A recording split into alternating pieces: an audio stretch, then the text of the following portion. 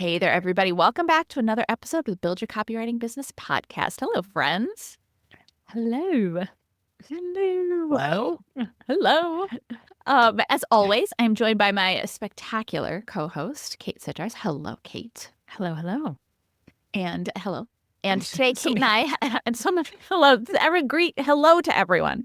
But most especially, hello to today's guest, Maile Timman. Maile is a copywriter extraordinaire, also a content writer extraordinaire, and of course, also a CCA student with a super interesting story to share. So, Maile, welcome.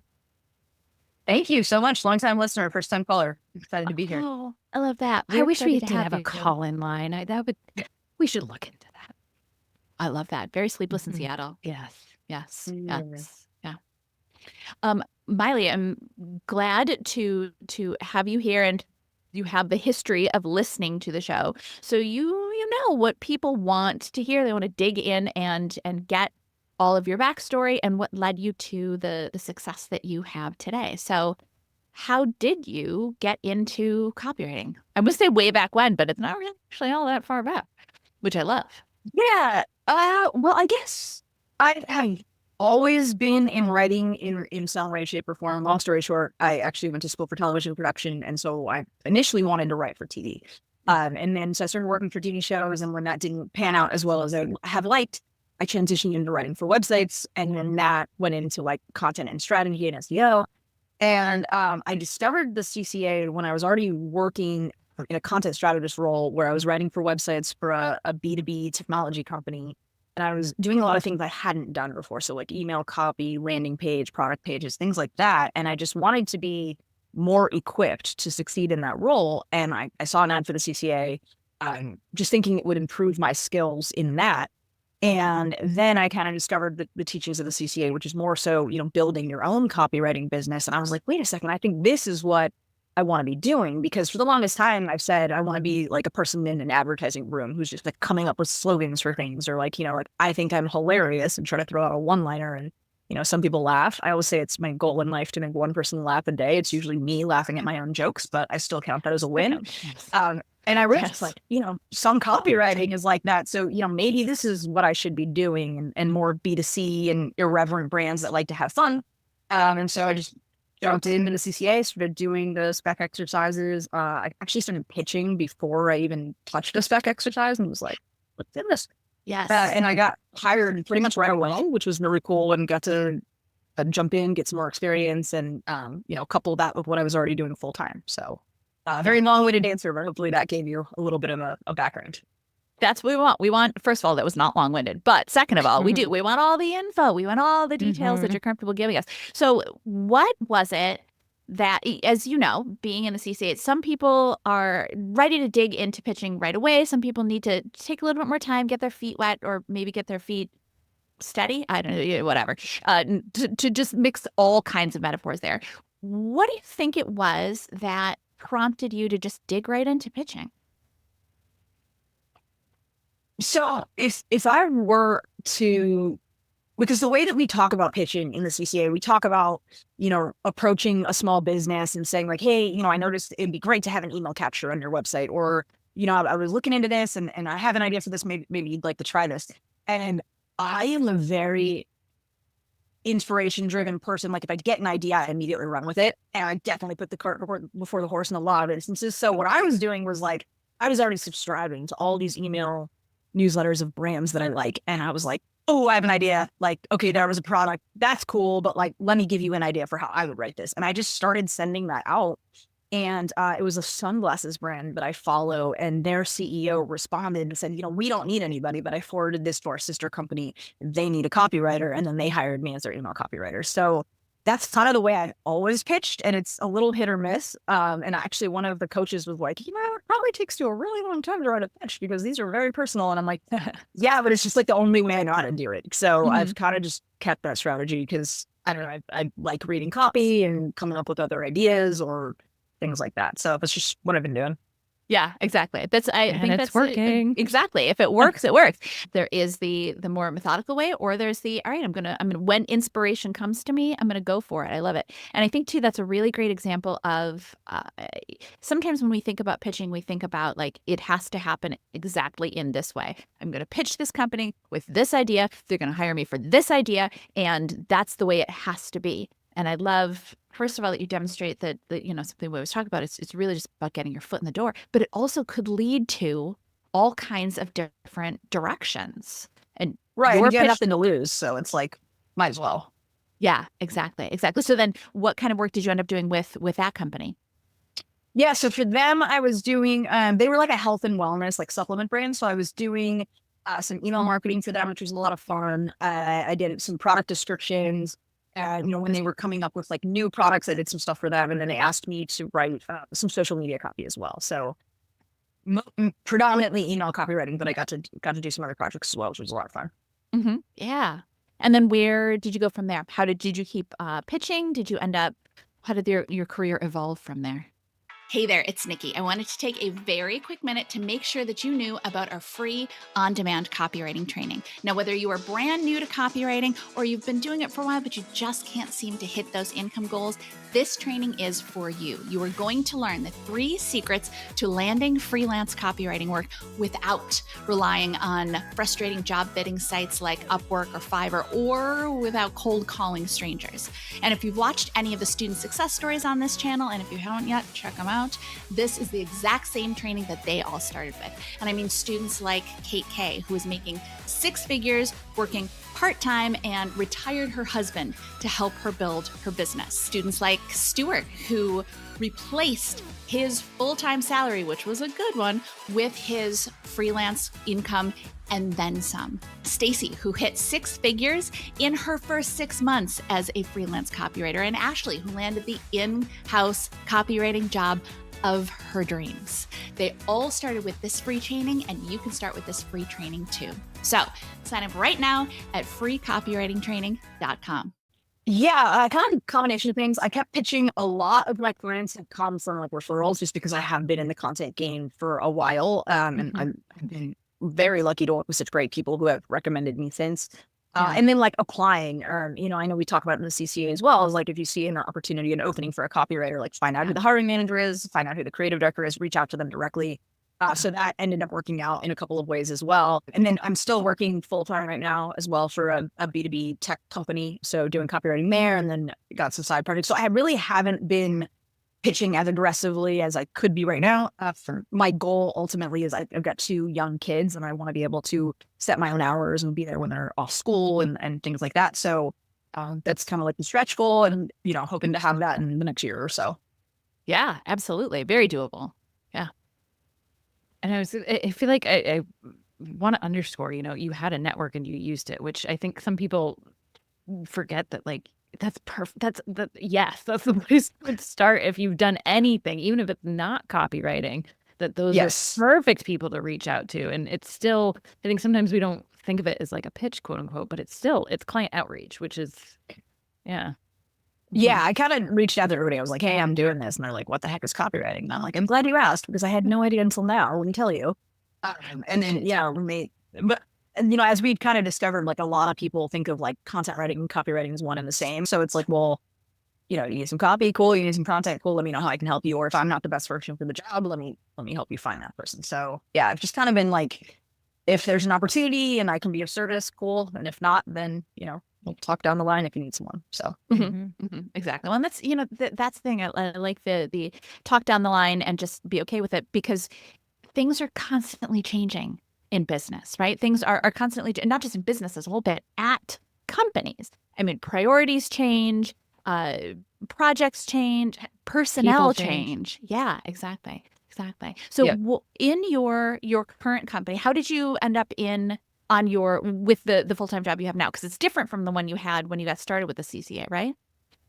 Yes, I actually had worked for them in a different capacity, because my background also is in SEO, so search engine optimization. And in that role, I kind of had a role which is ideal, because I like to do like so many different things, and I like to change between projects. So I was part consultative where I was an SEO account manager and I would work with clients and help them with their strategy. And then a role opened up to jump on their content team where I was editing and writing and, managing freelance writers. So I got to do that. So I got to do both. So this role opened and it was more so writing than strategy. But since I've started, I've been able to kind of do both, like, be like, where can I, mix in the strategy as well, which is nice because I'm sure as you both can attest, like, when you're just writing, like sometimes you hit a wall and you're like, what am I going to write? I can't move with this. I need to step away and do something else. So it is nice to be able to like shift tasks and come back to things, but still feel like you're being productive and you're moving towards something. So I do like to be able to do both when possible. Yeah, agreed. Writing straight through is rough. Do you think that your copywriting training is helping you within this content role? Yes, I think one of the biggest things that copywriting taught me right away was the features versus benefits thing. Like, you read about a product and it's like, okay, you're giving me these bullet points. I have no idea what these words mean. Like, I think the best example that I've heard is like Apple, when they talk about like, okay, you're describing the iPod and you're like, it's got 32 gigahertz and this much RAM. And like, what the heck does that mean? Oh, $1,000 in your pocket. It's like, oh, okay, this is what I'm actually getting. So I think it is a little harder in like a tech product or service line. But again, it's like at the end of the day, who is this benefiting? What are their pain points? Why the heck do they care? And like, it's hard to step away from like some of the jargon that we use because a lot of the companies are like using the same thing, like optimize, streamline. And it's like, we will include that when we have, a character limit or we have limited space. But it's like at the end of the day, what are those features or those benefits? How are they benefiting the end user? And what the heck is it doing that makes it better than something else? Yeah. I think tech is maybe one of the industries that needs good copywriters the most, because often what ends up happening is they're developers that end up writing it on the website, or someone, maybe a marketing director who's just been in the company and they're just talking to themselves. There's so many tech websites that you go to. And even if I am the end consumer, if I'm looking for new software for something, you get to the website and you go, I don't know. I don't understand what you do. What is it that you do? So I think it's a prime example. Yeah. Yeah, I think a lot of tech companies are really evolving in that way right now too, and trying to be like more conversational, trying to be more bold and say like, well, okay, at the end of the day, like, yes, the person who needs to buy this product is savvy and understands, but at the, like, I don't know, like people will follow brands on social media and like there's so many different touch points now, but it's like you really also have to have that brand voice and that personality or else you're really going to get lost. So. Yeah, I think that's one of the cool things about the way that the industry develops. I always say that the best time to become a copywriter is right now, or it just keeps getting better and better, because yes, it used to be that some people like, yeah, messaging is important, and now more and more companies are really getting it, and it just their understanding of how much it actually affects their business, it just keeps increasing, and we become more and more valuable. Yeah. I'm curious because we can preach about AI not taking our jobs all day, and we're in the weeds still too, but I would love if you could speak to what you've seen, what your clients are talking about with it, all of that sort of thing. Yeah, it's kind of a mixed bag. I think initially a lot of people were like, "Ooh, AI, we don't need writers," and like, let's downsize. And that definitely has happened across the tech industry. And I don't know if it's AI is the only culprit. Like, I think, there was the big hiring boom after COVID, and then, especially with technology companies, I think there is a little bit of stuff going on. But then there's also like with, the whole SEO thing, it's like people are we going to get penalized if Google knows that our content is AI driven? And then is our content just going to be the same as everybody else's? So that's definitely a concern as well. But I mean, I feel like every writer well, maybe not every writer because we don't all think the same way, but I feel like a lot of writers can say, there are definitely some absolutely wonderful uses for it. Research, coming up with ideas. If you're writing to a voice and tone guide and you want to just use it as a check and say like, hey, does this actually sound like something that came from this website? Or sometimes I'll say like, okay, am I really hitting the deep benefit here, and see what it says. So it's a good companion if you don't have like an editor, or if you want like a second set of eyes before you send something off, or if you just don't know where to get started.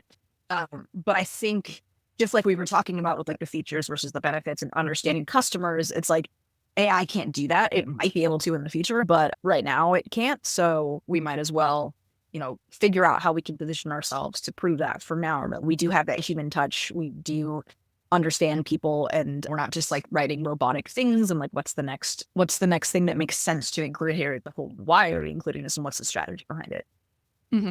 Yeah, you're probably seeing the same thing that I am, or at least hearing the same thing. It makes me kind of laugh because last year, as AI came out, so many big business gurus were like, AI is taking over. It's what, and this year they're all going, it's great, but you really need a human to deal with this and to guide it and to actually create the content and the copy. So makes me laugh. I'm sure you've seen those memes that are like, why are we using AI to like do art and creative projects? Like, why can't AI do my laundry and like do my grocery shopping? It's like, can we do that instead? That'd be great. Yeah. Thank you. I'd appreciate that. Yeah. And then I'd have more room to pursue my passions. Yeah. Exactly. Well, and I do think it's something that you brought up, something that I think smaller business owners now is the smaller business owners are starting to go, oh, AI is really exciting. And I think that that's something that they don't realize, that when they're putting in essentially the same prompts as their competitors, what they're going to get back is the same copy. You can put in a prompt and the prompt can say, imagine you're a world-class copywriter and you're writing a headline for a health coaching course that teaches you how to manage your type 1 diabetes, and give me 10 headline options. And great, look, you can upload your brand, but fundamentally, if you and your competitors are all putting in that same prompt, you're all getting back the same copy. And I think people aren't realizing it. We're so used to just sitting in front of our screens and thinking that the only person in the world is us. But if you have all of your competitors are all putting in effectively the same prompts, they're all getting back the same outputs. Right. And not only that, I mean, I can see how it's advantageous, like for a small business or a solopreneur where like you really don't have the bandwidth and you don't necessarily have the budget. But, if you can, figure out how to bring on a copywriter, it's like you can take that time that you're sitting there prompting ChatGPT or whatever tool you're using and use that for more important things that you're going to be more effective at. So it's like, it's kind of a trade-off. Yeah, exactly. Well, and it's like you were saying, it's great for brainstorming. It can be a great tool, but the idea of just taking what it gives you and going, wow, great. Now I don't have to work on my messaging. I don't have to work on the most important part of my business. Yeah. I'm starting to think of it like, a plumber has their wrench, and I don't actually know what a plumber has, but like, their toolbox. We really only had our brains for a long time and our keyboard, and now we have this tool. We have another thing in our little copywriting toolbox. No, absolutely. That's a great analogy. Like, it's another tool that we have at our disposal, and we can use it responsibly, or not. Exactly. Now, how are you as you said you still have some freelance clients, right? So you're working full time. You have some freelance clients, and you also have 2 little ones at home. How are you? Yeah. Wait. How are you as someone who has no children at all? How are you balancing all of that? A lot of coffee. No, I haven't really been building as much as I could be, just because I'll usually work on like freelance stuff at night or on the weekends. So I want to make sure I have enough time and give myself enough lead time. But yeah, it is kind of nice because I get to like switch between different tasks. So like, during the day I'm working on something specific, and then at night, like, maybe I'll work on freelance work that's more B2C. I do have one B2C client and some other B2B clients. So I can kind of switch it up, which is nice. And then just like put on my hat for a different audience or a different voice and tone. But it is definitely a balance because there's only so many hours in the day, and you don't really do writing copy when you're really tired and your brain hurts. So trying to figure out like, when is the best flow, and sometimes I'll wake up early and get things done instead because sometimes I can be more productive in the morning. So it just kind of depends on, but it's a matter of just looking at what you have coming up, how much time you're going to have, and making sure you have enough time to get everything done. I wish I had like a really brilliant answer. But I guess it's like, it definitely changes, and doing the best you can. Yeah. But I mean, don't discount the brilliance in that answer, because sometimes the simple answer is true, because we've all been at that place where we're like, well, I'm just gonna say yes to all of the projects that come in. I'm just gonna say yes, and I'm gonna figure out how to do it. And that doesn't actually work. You do have That's to definitely key be as well. realistic. Yeah, exactly. That's something I've really had to learn, because I am definitely a yes person. I don't like to say no. And I think it's been a lesson. And actually the Facebook group has been great with that, because it's been like, ooh, how much should I be charging for this? Like, okay, that's a good project, but I don't know if it's worth my time. And, so having to say no, having to understand, like, what's my bandwidth, what's my experience, what am I going to learn from this, or how is this going to benefit me or them, for that matter, and knowing how to pick and choose. So that's a big lesson I've had to learn since starting, for sure. Mm-hmm. Mm-hmm. Yeah, Kate's I struggling literally with that. just said I said no to a project yesterday, and it was a hard one, but it's same So hard to reasons say of no. like, nope, it was undervalued, it was lower than my no lower than rate, so okay, like, this is why we have this. This is Yes, advice. exactly. Doesn't hurt any less, but yeah. Yeah, I know. You're like, oh, maybe I could do it. Yeah, No. exactly. No. Have you actually, speaking of, Kate, you're no lower than, right? Maile, have you built in any kind of boundaries or guardrails into your business that help you make that decision to say yes or no? I have. Different clients will pay, different ways. Some are retainers, some are per hour, some are per project. So I definitely have if it's content writing, like more long form content, I'm like, I won't accept a project that's under X amount, just because I've been doing it for a long time and I know what people are paying and what people can make. I've managed writers, so I had a rate there, and then an hourly rate, like, I won't work below a certain hourly rate, just because it might not be the best use of my time. And then definitely I'll ask if they have like a scope of work, how many projects, what's the cadence. Is that something I can realistically do? Because if it's not, then, I'm doing a disservice to them. If I'm saying I can do it and I can hit their deadlines, then it's like I'm not putting the best quality work I can, and that's not fair to anybody. So I think it's a really great way to frame the question of yes or no, is not just, all right, do I have time to do this? Because again, also tend to over commit myself and be like, oh, I guess I'm going to bed at 2:00 tonight. Whoops. But that perspective of, am I delivering the best work possible? Am I delivering the work that this client deserves to receive from me? And if we know that we can't do that, then it's our responsibility to say no. Yeah. I was gonna say, that was a lesson I kind of had to learn. It almost like it was like a mutual breakup with a client. Like, I had to reach out to them and say, hey, I'm not getting enough lead time to complete these projects. The turnaround time that you're asking, I need more time. And they kind of phased me out. But at the same time, I really felt like, okay, I kind of learned everything I could from this particular project. Like, if we were to shift into some additional responsibilities or additional projects, it probably would be mutually beneficial. But in this case, it's like I'm kind of just doing more of the same. So it was almost like, okay, they don't need me anymore, but also there may be other projects that would be more beneficial from a, educational and experience standpoint, and also a bandwidth standpoint. So Exactly. It's about the whole scope of the project, not just our individual contribution. Yeah. Right. Yeah. And I think there's an element too, when yes, to be a great service provider, to provide our clients the best thing we possibly can, but then even on our end, if we want to keep working with that client, we don't want to deliver subpar work, and like damage our reputation in that process. Exactly. Yeah, and that's the thing too, because it's like, at the end of the day, like, they could be a referral down the line. So it's like, you want to be that person who was great to work with, who hit deadlines, was reliable, and also communicative, and built rapport with them, because it's not just about the work that you're delivering; it's like the whole experience. And to add on to that, it's also not just about work, right? Like, we didn't get into this career to spend our entire lives where you didn't have 2 children to never see those 2 children. I mean, if you did, no judgment, but maybe that would work for me. Let's see.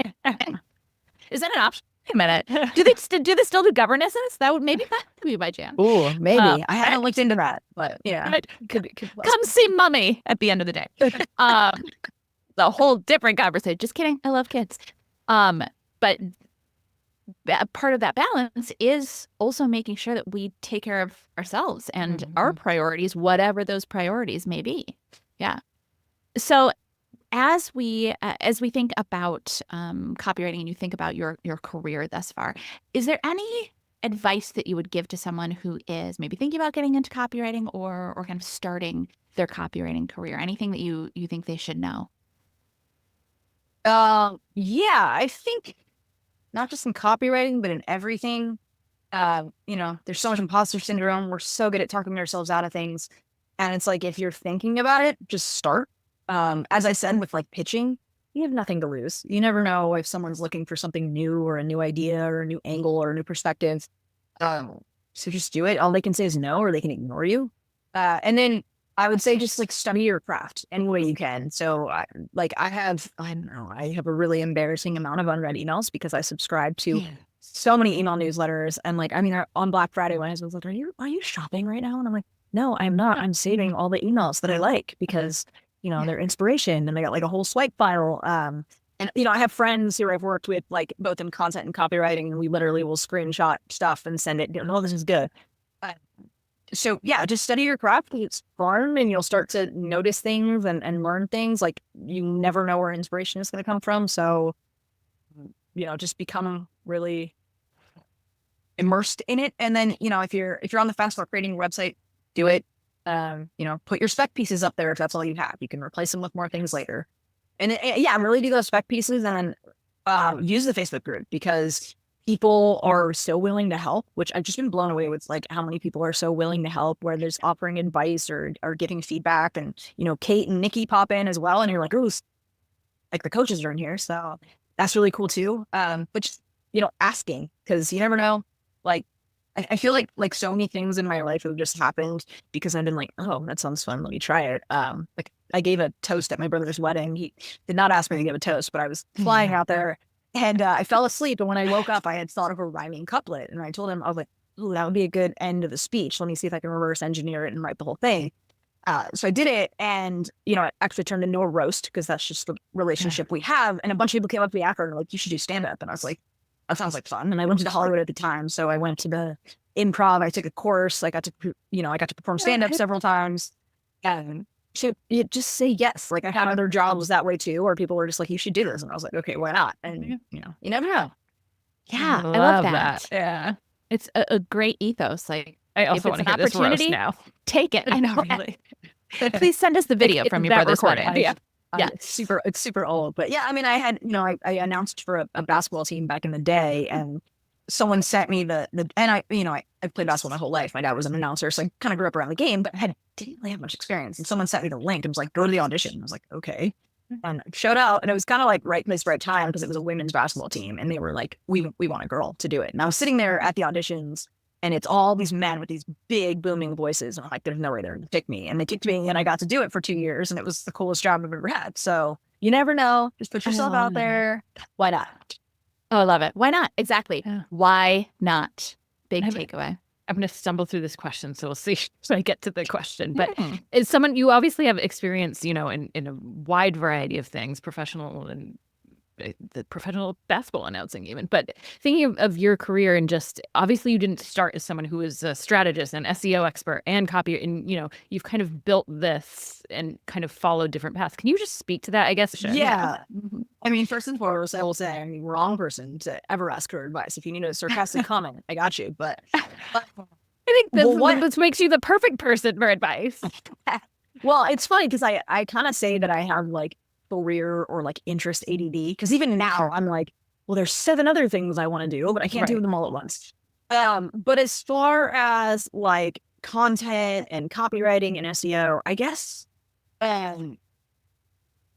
don't put yourself in a box, right? Like, I feel like so often we're like, I want to be this, and this is going to be my career, and I'm going to get to it this way. As I said, I started in TV production. I always knew I wanted to write in some capacity, and that's really what opened the door for me for different things. So like, I started writing for websites, and then, I always give the analogy of like, it's like if a tree falls in the woods and no one hears it, did it make a sound? It's the same thing with SEO. Like, if you have good content, but it's not optimized for people to find it, is it still good content? So that, when I learned SEO, I learned the consultative side of things. I learned the strategy. And I feel like in some cases, like that made my long form content writing better because I knew what people were searching for. I knew what I needed to include in order to make it thorough and like a good resource. And then copywriting, it's different. It's more so, I mean, you're still trying to be resourceful. You're still trying to provide that value. A lot of copywriting is a lot shorter. Some of it, right? Like we do ebooks, we do things like that. It can be long as well, but a lot of it is shorter, and it's almost harder in a way. I feel like it's like a puzzle piece. It's like you only have so much room to say what you need to say. So like you really have to be strategic about like moving things around. And sometimes it's like, okay, just get the pieces in there and then figure out where to move them. So I guess I would say you never know how past experiences are going to benefit you in the future. So if you have an opportunity and it's something you're interested in and it's not taking time or money, away that you don't have, why not go after it? I don't know if that answers your question, but I don't know. Mm-hmm. Absolutely. Absolutely. I love it. I really, really love that. I think that's such a great takeaway for all of us. Like, just give it a shot. Yeah, I feel like we're too afraid to get like messy. I'm putting that in quotes because it's not. It's life. Life is messy. Like, it's never going to be. But our brains, like, but if we just kind of. Yeah. I feel like I'm like that with opportunities though, but like with writing, like I'm such a perfectionist. Like, I'll be like, oh, I thought of something I should write about my kids. And then I'm like, well, if it's not going to be Pulitzer Prize winning, I'm not writing it. And I don't think anybody wins a Pulitzer for like a magazine article or a blog post. So it's like, you should just sit down and do it. You can worry about the result later. But I definitely, I do have some perfectionism that creeps in. I think we all do. So, don't listen to that voice. Just do it. Do it anyway. Yeah. I love it. I love it. Excellent.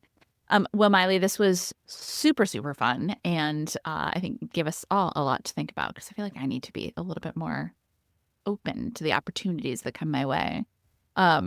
But if someone is listening and they're like, "Ooh, this woman is amazing. Can I hire her for freelance work?" Where can people find you?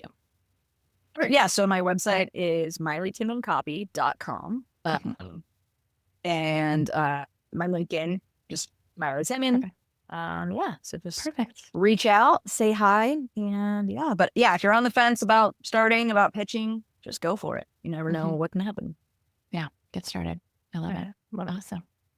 Well then, Maile, thank you so much for being here today. And with that, we'll catch you all in the next episode.